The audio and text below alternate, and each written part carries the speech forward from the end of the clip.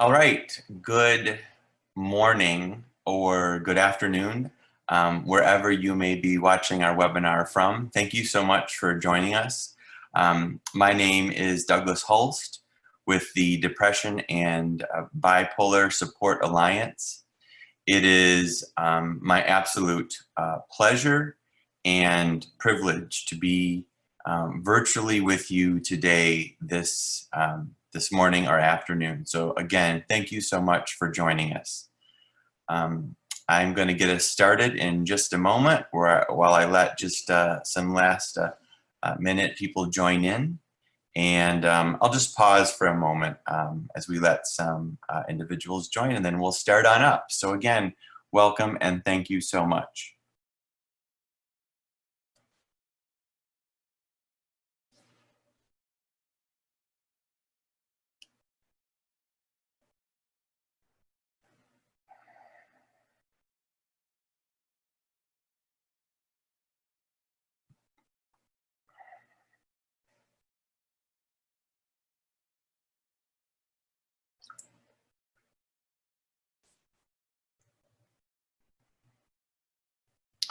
All right, it is about 2 or 3 minutes after the hour, so I'm going to get us started today. So once more, thank you so much for participating in this two-part webinar series, which we've called Agile Adapting per the COVID-19 Pandemic, as sponsored by the National Council on Behavioral Health. This project is supported by the Center of Excellence for Integrated Health Outcomes Solutions, funded through a grant award from SAMHSA, the Substance Abuse and Mental Health Services Administration. Once more, my name is Douglas Holst, and I am the Peer Specialist Workforce Development Program Manager for the Depression and Bipolar Support Alliance, better known by our acronym DBSA.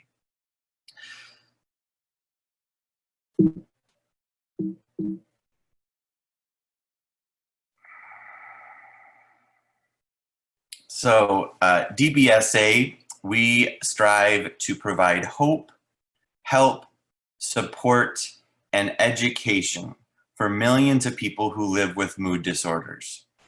At DBSA, we believe in the strength and resilience of each person and support the individual's right to create his or her or their own path to wellness. Our focus today in the second of our two-part series is how to tap into existing resources to benefit virtual peer support in the time of this pandemic. So finally, welcome once more to transitioning from in-person to virtual peer support, part 2, which is called Tapping into Resources. So our agenda today, we're going to just do a reminder of what is peer support, talk about some new challenges, what we can utilize to confront those challenges, and then talk about 3 key resources to use. And 2 of those, many of you may be well aware of, WHAM and WRAP, but a third one, the DBSA Wellness Wheel, is brand new. So super excited to share and show that with you today. Again, we will review WHAM and WRAP first, and then we'll talk about the Wellness Wheel last. So let's do that reminder of peer support. Peer support encompasses a wide range of activities and interactions between people who share similar experiences of being diagnosed with mental health conditions, substance use disorders, or, in my case, personally, both. This mutuality, often referred to as peerness, between a peer support worker and a person in or seeking recovery, promotes connection and hopefully inspires hope. Peer support offers a level of acceptance, understanding, and validation perhaps not found in many other professional relationships. By sharing their own lived experiences and practical guidance, peer support workers help individuals take concrete steps toward building fulfilling, self-determined lives for themselves. Mutual aid or peer support groups are non-professional, and they include members who share the same problem and voluntarily disclose and then support one another. Mutual aid groups do not provide treatment, but provide social, emotional, and informational support focused on taking responsibility for an individual's sustained health, wellness, and recovery. So some new challenges that have come about recently. So first of all, again, it's so obvious it may not be obvious. Many people are far more isolated now than they were before the COVID-19 pandemic. This is a biggie to me and so powerful. 1/3 of Americans now show signs of clinical depression or anxiety. And so powerfully and tragically, we can expect to lose approximately 7,000 additional lives to suicide. So what are the things that we can tap into to meet the challenges? Again, we're going to talk about 3 core resources for your peer support toolkit. A couple of these, some of you may be already very familiar of. And the DBSA Wellness Wheel, again, is brand new, so excited to share that. So the first resource is WHAM. WHAM is an innovative program from the National Council. So information presented here comes from the National Council, SAMHSA, and other public domain websites. WHAM trains participants to create and work toward a person-centered goal for new health behavior and strives to motivate and encourage them to participate in peer support to reach their whole health goal. Since 2012, more than 3,000 peer consultants in 30 states have received WHAM training in partnership with community behavioral health centers, federally qualified health centers, health homes, correctional facilities, veterans administrations programs, and others.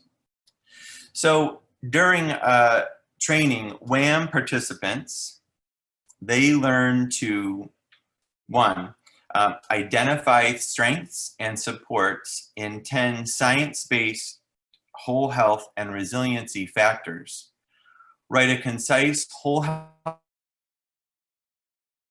action plan based on person-centered planning, participate in peer support to create new health behaviors, and prepare for basic whole health screenings. And then finally, use shared decision-making skills and tools for better engagement with doctors.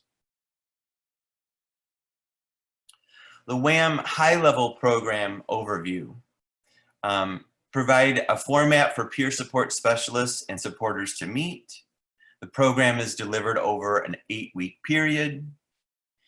Peers learn to conduct one-on-one and group peer support to create and sustain healthy behaviors.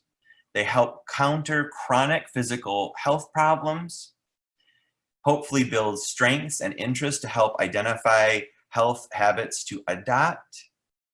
And participating in the WHAM program requires a personal commitment. So the key components of WHAM. The Whole Health Action Management, WHAM, obviously, is a training program and peer support model initially developed by the Center for Integrated Health Solutions and further developed by the National Council's SAMHSA HRSA Center for Integrated Health Solutions to promote whole health management. Peers are encouraged to identify strengths, develop action plans, and work together using positive reinforcement to meet a goal. Rather than work alone, WHAM encourages participants to collaborate and support others' efforts. So WHAM helps to identify strengths and supports, and again, these 10 science-based factors. 1, write a concise whole health goal based on person-centered planning. 2, create and log a weekly action plan. 3, participate in peer support to create new health behavior. Elicit the relaxation response when possible. Engage in cognitive skills to avoid negative thinking. Prepare for basic whole health screenings. And then finally, again, use shared decision-making skills and tools for engaging with doctors.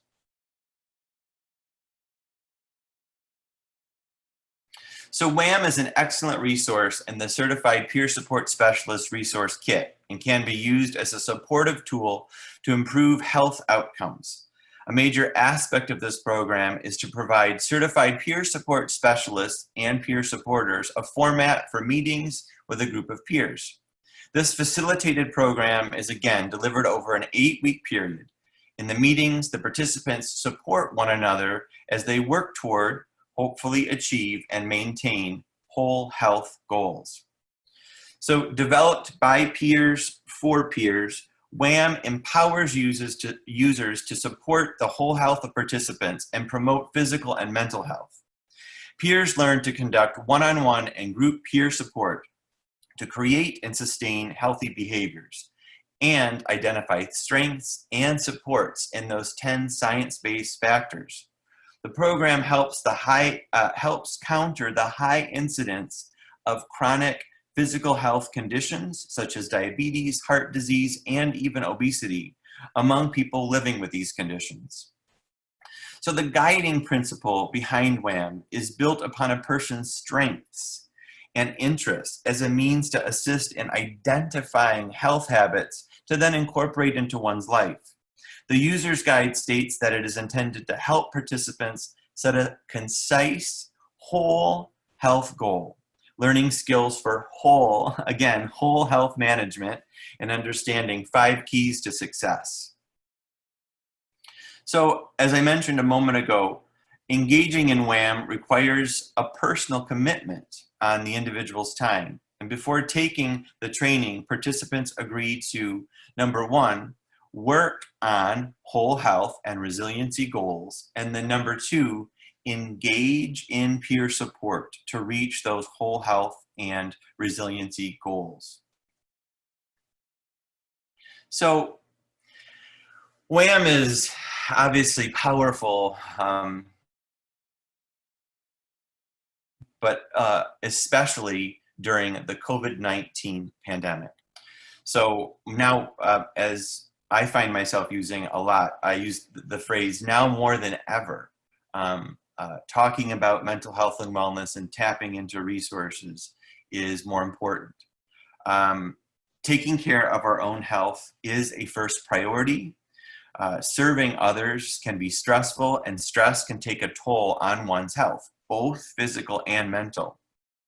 So before supporting another, it's important that you have taken and continue to take steps to improve your own physical and mental health.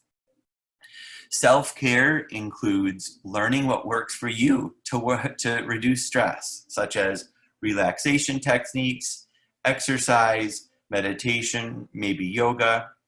The WHAM program helps you identify what works best for you based on your environment, your strengths, and your interests. You can provide hope and inspiration by modeling a commitment to a healthy lifestyle. Incorporating the principles of WHAM not only supports your whole health, but provides you the opportunity to share an evidence-based program with others who also want to incorporate a whole health lifestyle into their recovery program. So again, now more than ever, WHAM is more important. Next, our second resource, we are going to talk about WRAP.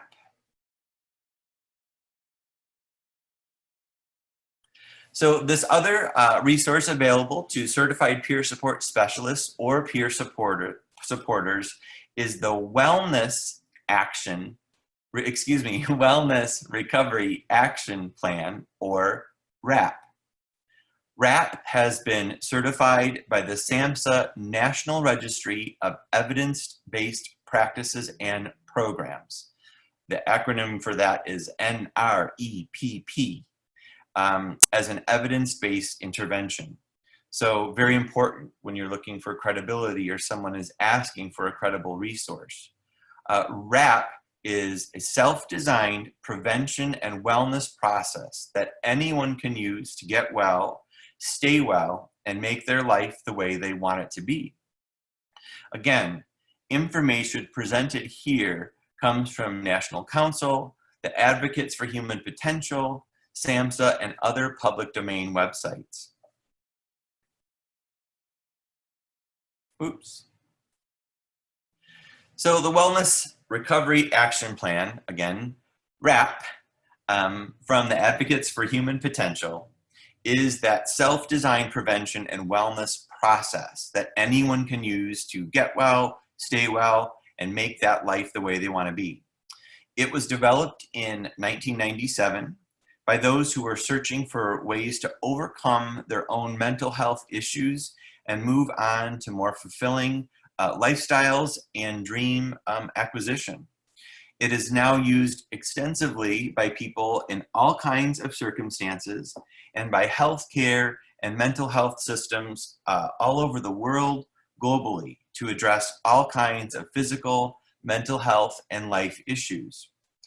WRAP, again, has been studied extensively in rigorous research projects, and again, is listed in the National Registry of Evidence-Based Programs and Practices. So important when looking for things with credibility.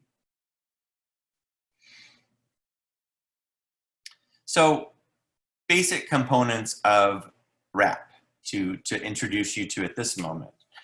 So WRAP is a workshop run by a paid WRAP trained facilitator who is a peer living in wellness.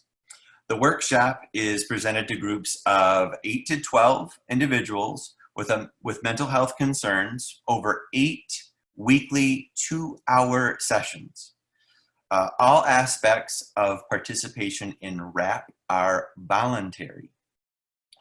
So WRAP helps participants to discover their own simple, safe wellness tools, develop a list of things to do every day to stay as well as possible, to identify upsetting events, early warning signs that things have gotten worse, wellness tools, and finally, action plans for responding to these times. Also, WRAP helps workshop participants to create a crisis plan and then also a post-crisis plan. So WRAP is typically for anyone at almost any time. It's going to support a person in being the way they want to be and in doing the things they want to do for their own wellness.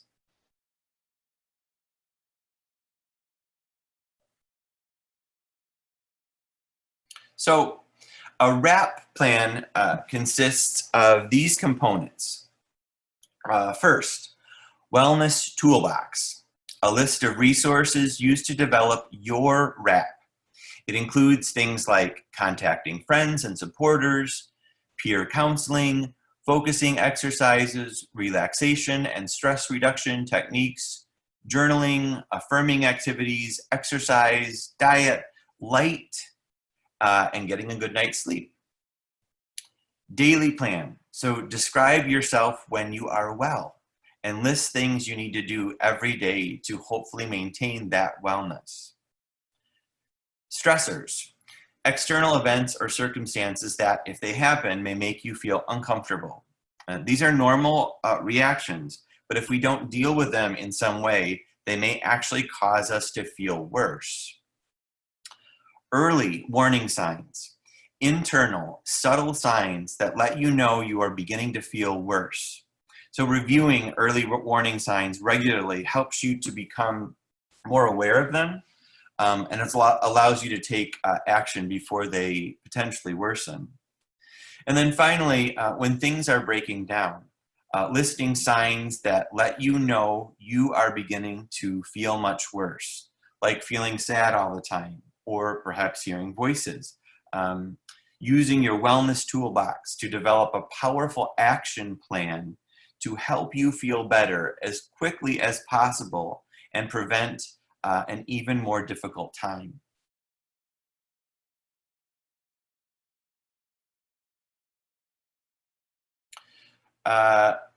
Crisis plan. Identifying signs that let others know that you need to take over responsibility for your care and decision making, and then a post-crisis plan.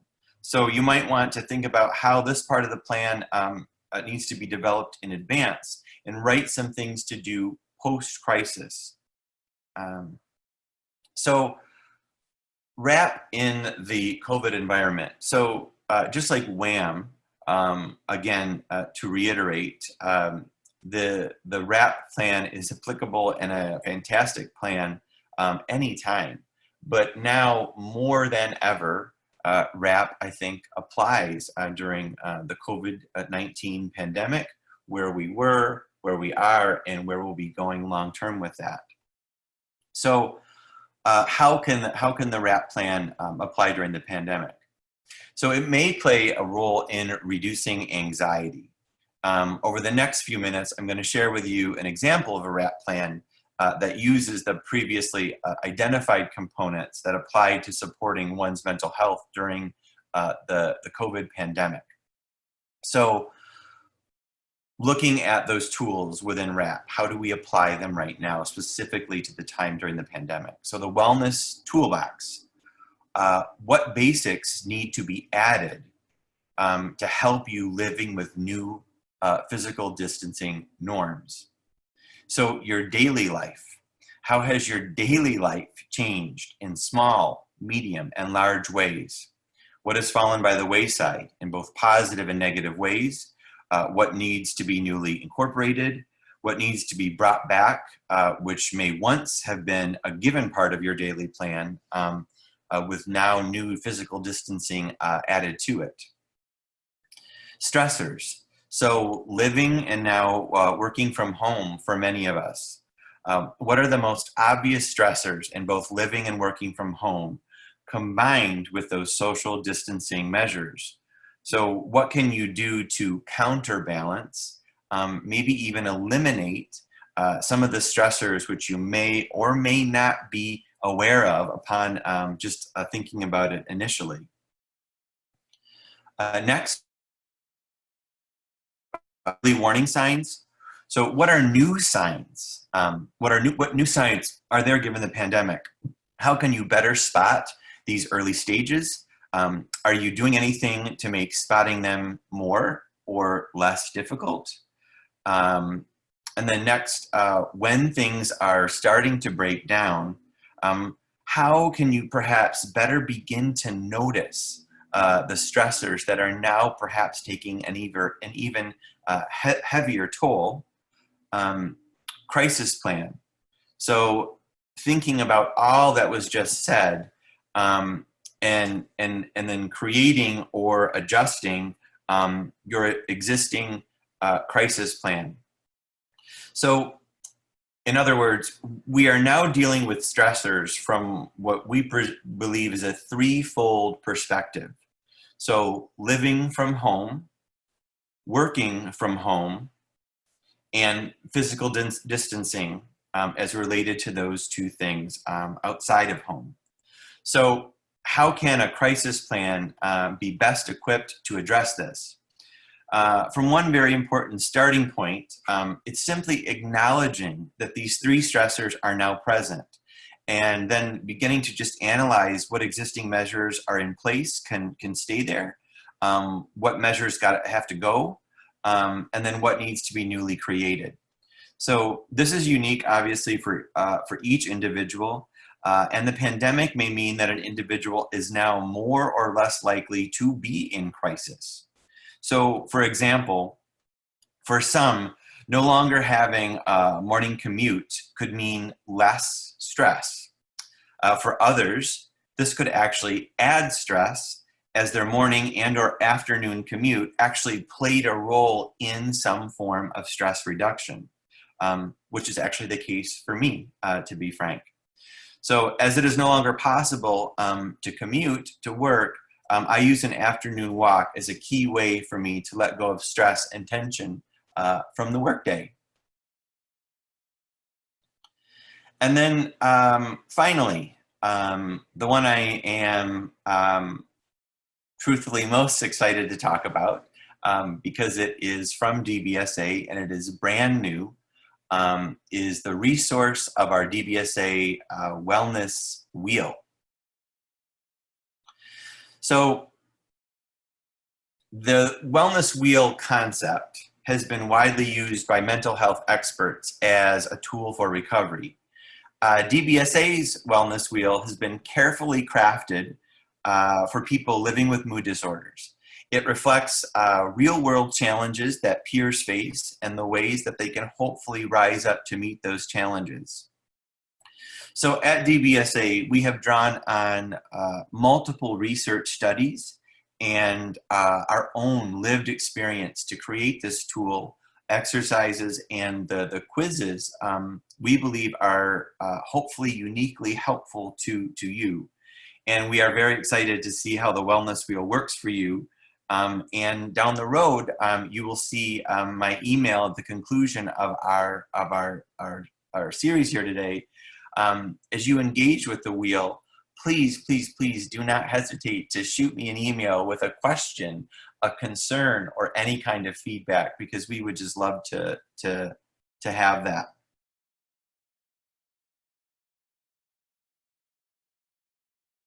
All right.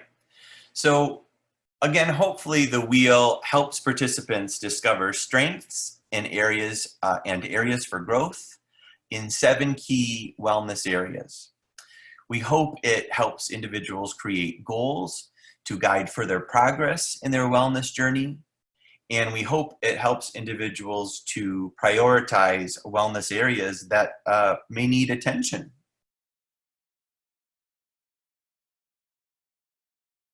So again, carefully crafted with people living with mood disorders in mind, hopefully an easy to use self-evaluation tool that talks about 7 areas.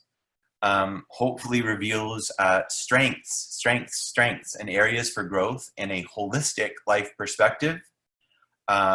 Consists of a Wellness Wheel workbook and companion worksheets.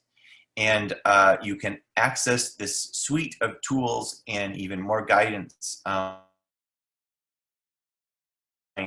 the website you see below, which is dbsaalliance.org/wellnesswheel.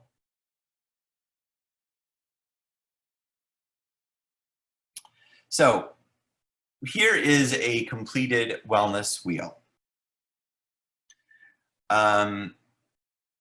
Our first suggestion is that you begin by downloading the Wellness Wheel workbook, where you will find prompts to help you reflect on 7 important, what we believe, 7 extra important areas of your life. So, physical. How would you describe your body's overall health? Are you doing well with sleep, nutrition, exercise? Are there changes you can make that will help you feel even stronger and healthier? Occupational. How does having a mental health, mood issue affect your career? Do you feel confident at work? or do you need more resources to help you feel much more fully supported? Financial. How well do you handle money? Do you have a plan for spending and savings? Do mental health symptoms sometimes pull you off track? I can certainly say they do for me sometimes. Environmental. Do you spend time outdoors? Do you find calm and comfort in certain spaces, indoors and out? How can you arrange your home and office to support your mental health? Social. Are your relationships strong and supportive? Do you feel close to others? Or are there times when you feel isolated and lonely? Do you attend a regular support group of peers who understand your situation and unique needs? Intellectual. Do you enjoy learning new things? Do you have a creative hobby or pursuit that enriches your life? Would you like to try new things that will be stimulating and satisfying? And then finally, the light purple, spiritual. Do you feel a strong sense of purpose and meaning? Do you draw on your deepest values, your core philosophies, if you will, to find inner guidance? Are you hoping to feel more centered and balanced?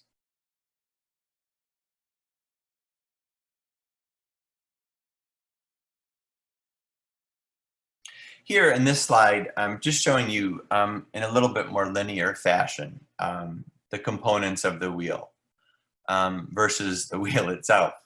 And again, physical, occupational, financial, environmental, social, intellectual, spiritual. And what I'll pause in the midst of my notes to offer to everybody at the moment is one common question we got with the wheel on these 7 areas is, where is emotional? Where is emotional in terms of the aspects of the wheel? And our response to that is, that's a great question. It's a very logical question. It's not identified as a separate component on the wheel, because here at DBSA, we view the emotional as embedded with all 7 of these specific areas. So let's look at them just a little bit more specifically. So paying attention to physical wellness can improve people's ability to live with mental health conditions. And here are some suggestions that we hope can help you. Have you ever noticed that being well rested changes how you face the day? I certainly have over the past 5 years. While everyone has different needs when it comes to sleep, most people typically need around 7 to 9 hours a night. Sleep recharges your cognitive abilities and alertness. A clear head can assist with productivity during the day, and getting good sleep refuels our emotional well-being, which can help calm reactions to what comes across your path throughout the day. So the term sleep hygiene refers to the set of habits that help you get the good restful sleep you need. You may find that some techniques work better for you than for others. For example, some people find that journaling can be a calming practice at the end of the day, while others find it makes them anxious. It takes time to find the right combination, but once you find some tools that work well for you, try to use them consistently. Food you eat is important in determining how you feel. Nutrition affects health, energy, and mood. So the right combination of vitamins, minerals, amino acids, fatty acids, fiber, that's going to help your body function at its best and also going to help you rest. You may also need the right balance of proteins, carbohydrates, and fats to reduce the risk of chronic diseases. So good nutrition, it's important for everyone, obviously, but you may find that being aware of what, when, how much, and sometimes why you eat is useful in managing how you feel on a day-to-day basis, and therefore how you sleep in the evening. Moving your body does not have to be exhausting or expensive. A short walk, several times a day can help energize your body and clear your mind. So consider slowly working more physical activity into your daily routine. So with the COVID-19 pandemic, something to think about clearly. How have your sleeping and eating patterns changed? What has been positive and what has been negative? So occupational wellness. No two people define work and career exactly the same way. Many work full-time or part-time outside of the home, while others devote their energies to family and household needs. And then still others may have thriving careers as volunteers or community leaders. So whatever shape your working life takes, you may find that living with a mood disorder issue makes work more challenging. So since we spend a large part of our waking hours working, it's clear that mood disorders can play a part. So for example, if you live with depression, you may experience periods of decreased interest in work or a lack of pleasure in everyday tasks. Depression can cause fatigue that can make it more difficult to concentrate or simply do day-to-day stuff. So a key to a healthy working relationship with work is finding the right work style and setting for you, allowing yourself to be as balanced as possible.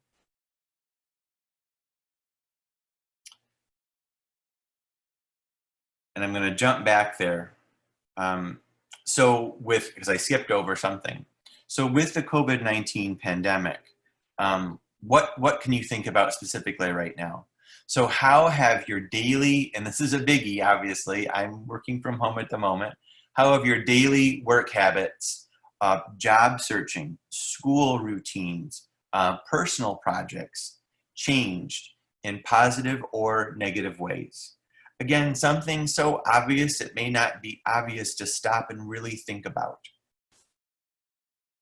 All right, now I'll jump forward to financial.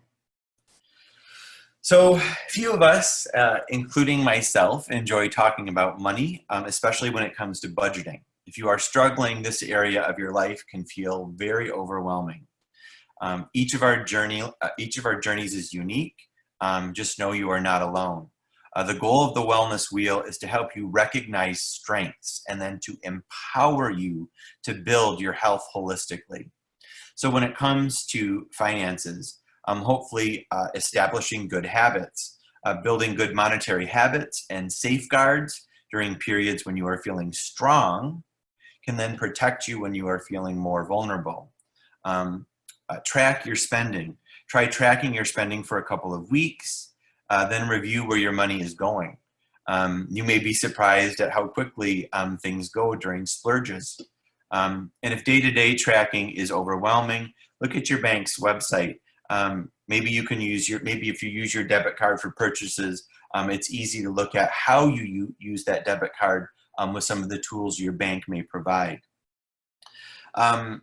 Create and manage your own budget.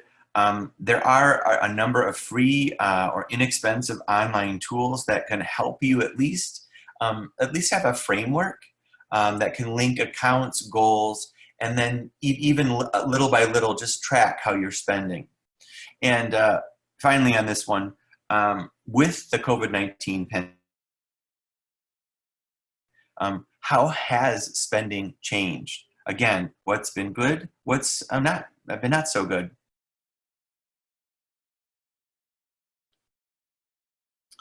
Environmental, obviously the green one on the wheel. So environmental wellness encompasses several different areas. It involves how you interact with nature and physical spaces, such as home and work. It includes recognizing the benefits of our natural and built spaces, like home, like work, and minimizing the impact of where they lack or their deficits. So some research shows that time spent among nature, in air, water, sunlight, plants, wildlife, nurtures our minds and bodies.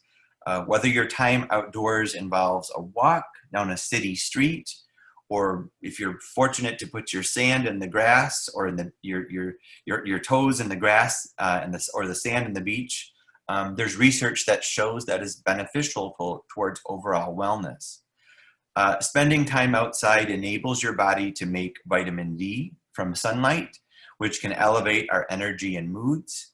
A cool breeze on your face or reading a book in a new spot, perhaps the backyard, if you have that, or the balcony if you're in the city, can all provide opportunities for your body to relax and your mind to unwind, which is so important. Time spent in our natural surroundings certainly does not replace treatment you are already receiving for depression or bipolar or other mood or substance disorder, but it can, I believe, and research shows, give you an extra boost, providing relaxation and the feeling of being connected to something larger. And again, with this one, with COVID-19 and the pandemic, how have both being indoors and being outdoors changed? What has been good? What has not been good? What's obvious and what is less than obvious? All right, almost there toward the end. Social elements on the wellness wheel.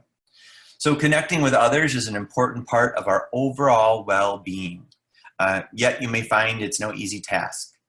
Social wellness describes the quality of relationships you have with other people and how you connect with your community. When you live with depression or bipolar or a substance use disorder, building and maintaining relationships can be challenging. Our wellness wheel can hopefully help you think through ways to create relationships that are more healthy and nurturing. So how do you feel about the way you relate to people in your life? Do you feel fully connected to the community that surrounds you?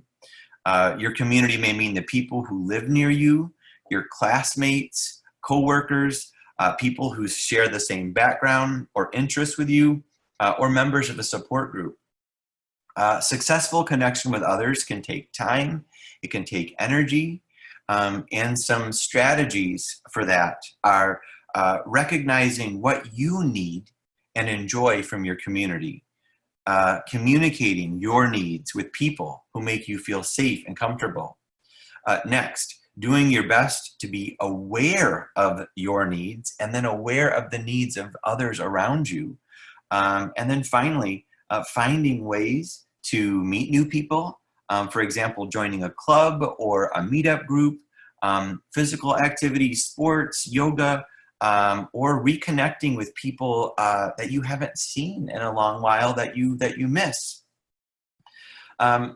If you have trouble in relationships with friends and family, please know, obviously, you are not alone. No matter where you are today in your wellness journey, you deserve positive, supportive relationships. And there are many ways you can help to create them.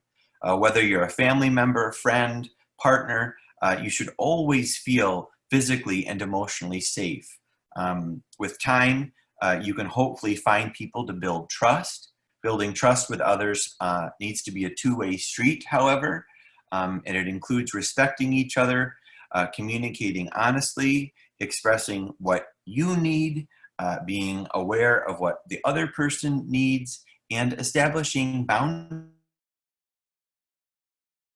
And then lastly, for environmental, with the pandemic, how have being, I apologize. I never jumped my slide ahead. I apologize for that. With social wellness to consider with the pandemic. So how have your relationships with self, family, friends, and coworkers changed? And again, that one is so obvious. I don't think it's obvious to actually pause and really think it through. What has been positive about these changes? What has been negative? What is obvious about the changes, and what may not be obvious? I know I personally have been surprised with the things I've discovered and how my relationships have changed since the global pandemic began. All right, let's jump ahead properly now to the next slide. Oh, I missed two. My apologies for that. I was too excited about sharing what I had in my notes. Um, our last element here. Oh, nope. I'm getting ahead of myself. I just skipped one. Intellectual wellness. So this one to me is, I think, almost the most interesting one on the wheel. So intellectual wellness means finding work and leisure activities that stimulate and challenge your mind, helping you learn new things throughout life. This area includes your ability to solve problems and listen to other people's ideas or issues respectfully. So in building your intellectual wellness, the goal is to seek out work and leisure activities that you find stimulating. If you use your creativity and problem-solving skills regularly, your mind becomes stronger, which improves your day-to-day life now and in your later years. Being intellectually engaged improves concentration and memory, which is obviously both useful at home and at work. So one thing I think is extra important to state here is strive not to worry if you're working and your job is not giving you the kind of stimulation that you think is important, as long as it is the right work environment for you. Every person's career needs are different, so that means balancing creativity at work along with occupational needs, such as your work schedule and conditions in the workplace.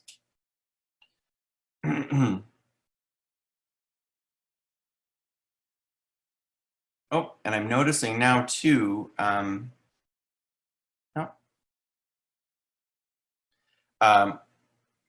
forgive me, I'm getting excited about the material because I love it so much.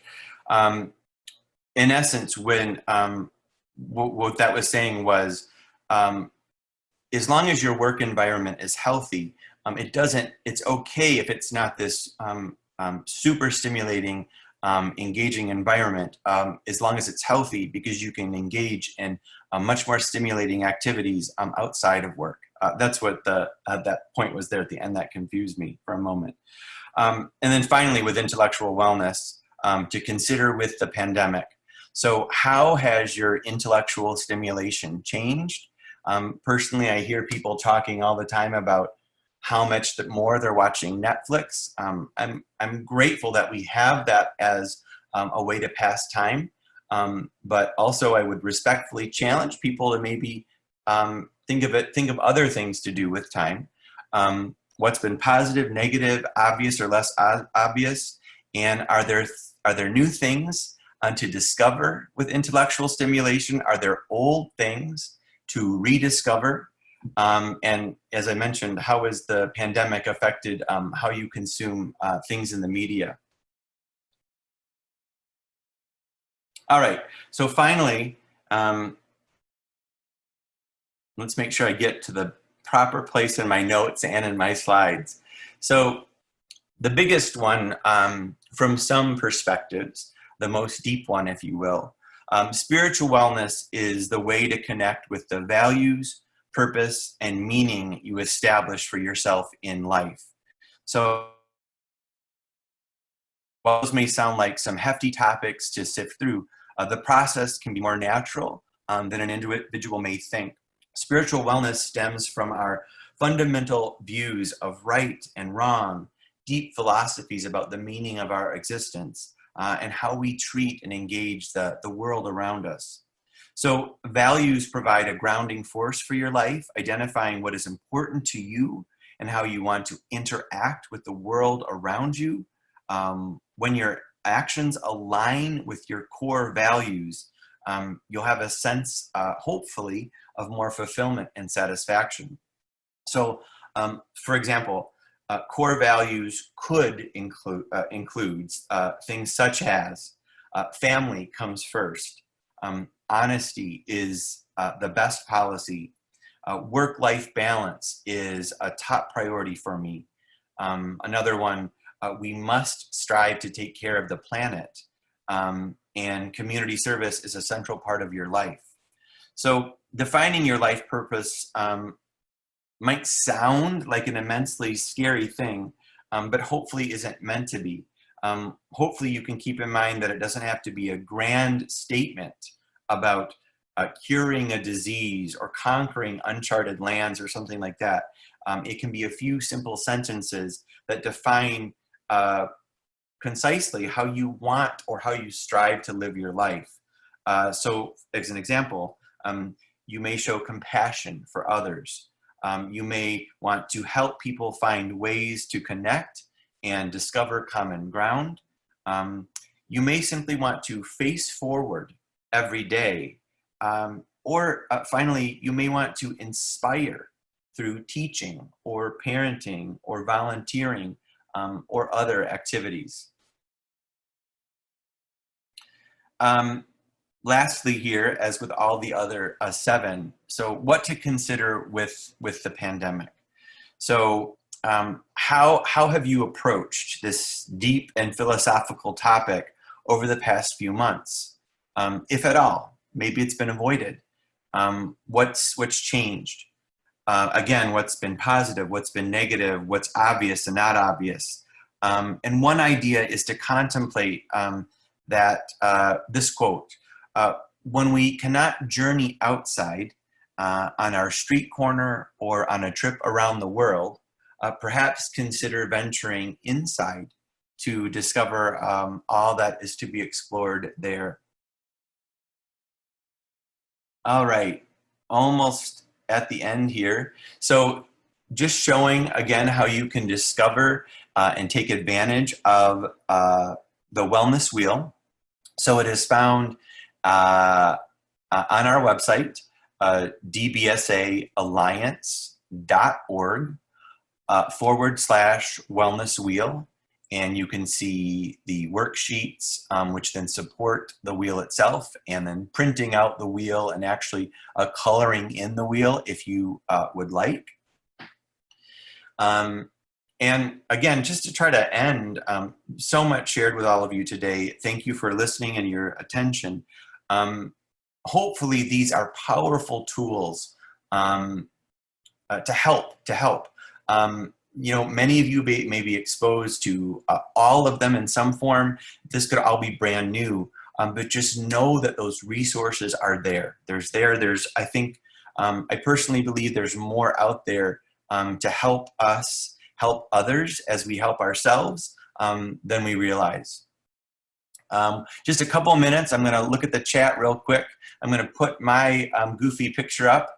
Again, I'm Douglas Holst, the Peer Specialist Workforce Development Program Manager at DBSA. You see my email at the bottom, dholst@dbsalliance.org. Let me see if I can look at the chat to see if there's anything going on there. Let me stop my share. And I don't think so. Oh, let's look at chat there. Oh, great. So thank you. I didn't have the ability to to look at chat while I was presenting. Some people can do that. I cannot do that. And then the other question was, will the deck be shared? Certainly the deck can be shared. Please send me an email. Once again, dholst@dbsalliance.org. I'm happy to share that information for you. Again, all of it was pulled from public domain. And then can you explain the facilitator training process? So I'm assuming you're talking about the facilitator process for WHAM or WRAP. I can't speak at length about those trainings because I actually have not done them. But what I can say is I plan on doing them. I look forward to doing them. And the individuals that I have done, that I've spoken to about the facilitator training process, there's universally been one primary feedback was it was filled with information. It was filled with new things to learn and consider. It very much reaffirmed things that a lot of people already held in their toolkit, and that both facilitator trainings were fun. So hopefully it doesn't get much better than that. So just 4 more minutes, maybe we'll wind up a couple minutes early here. Any last minute questions, comments, concerns to put in the chat? Will do my best to answer those. And again, dhulst@dbsalliance.org is my email, and please take advantage of it. You know, as most of us have heard, we are all in this together. I believe that so much, but I actually believe that far beyond the pandemic, the human experience makes it clear to me that we are all in this together. So let's support one another. So I'll just give it 1 more minute, and then I will sign us off.